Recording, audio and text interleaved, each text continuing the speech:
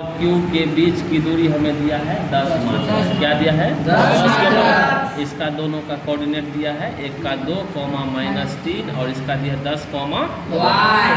इस दोनों को हम लोग x एक्सिस और y एक्सिस में जब छोड़ेंगे तो इसको बोलेंगे क्या, x1 और y1, x2 और y2।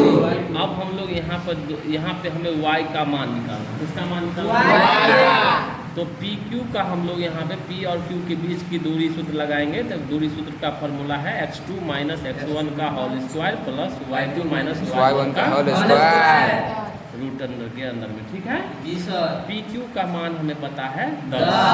PQ का मान क्या है 10।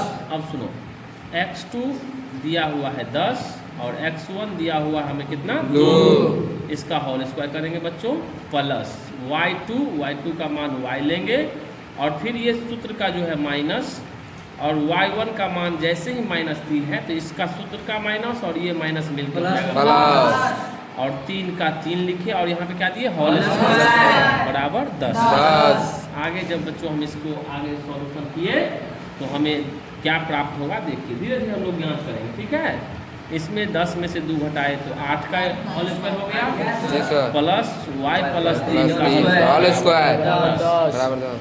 अब तुम लोग इसमें क्या करना है, जैसे यहाँ पे अब हम 8 का स्क्वायर क्या होगा 8 64 प्लस y प्लस 3 का होल स्क्वायर मतलब a प्लस b का होल स्क्वायर।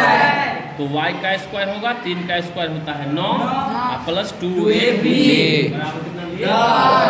इसमें कितनी कोई दिक्कत नहीं सर। y स्क्वायर को पहले लिख दिए, इस 3 को 2 से गुना के 3 दूनी 6y हुआ और 64 में 9 जोड़े तो 3 बराबर 10। अब हम दोनों तरफ वर्ग करेंगे। क्या करेंगे दोनों तरफ, और वर्ग इसलिए करेंगे क्योंकि हमको रूट हटाना है। क्या हटाना है रूट हटाना हमें। ठीक है, अब हम क्या देख रहे हैं सो देखिए, दोनों तरफ वर्ग करने पे हम पाते हैं क्या पाते हैं, इस दोनों तरफ इस रूट वाले पर भी वर्ग करेंगे 10 का भी वर्ग करेंगे।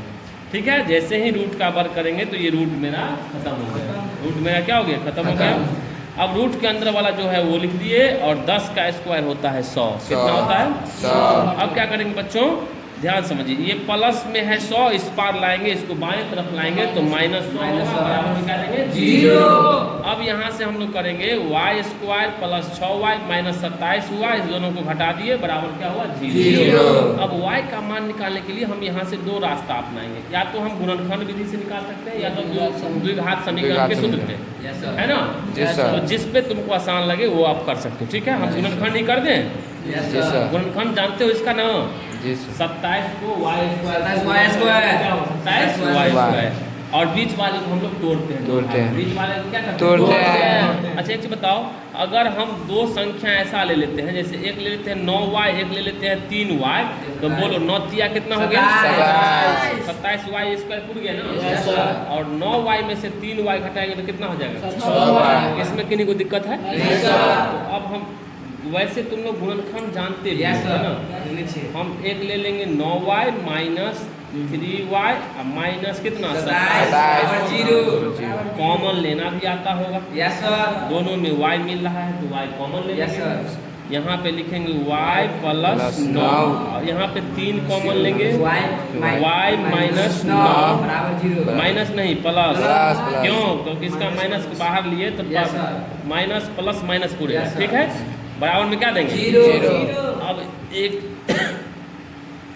अब देखो यहाँ पे क्या करेंगे, दोनों सेम मिल गया। Yes sir.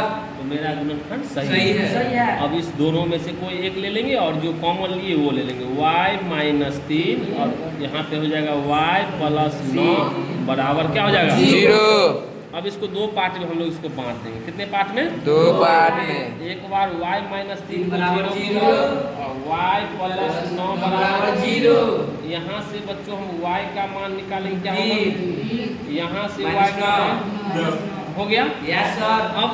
अब हमारा जो निर्देशांक q था क्या था q क्या था 10 क्या था y। अब इसको हम लोग कैसे लिख सकते हैं ध्यान से देखना, q का हम लोग 2 तरीका लिखेंगे। y का 2 मान निकल गया। कितना मान निकल गया 2। एक लिखेंगे 10 का 10 कॉमा एक बार y का मान कितना लिखेंगे बच्चों 3 और एक बार इसी को लिखेंगे q का 10 का 10 और इस बार y का मान कितना लेंगे -9 यही हमारा क्या हुआ आंसर। तो समझ में आया ये? Yes, sir. दूरी सूत्र का इस्तेमाल करके हम लोग निकाल लिए, ठीक है।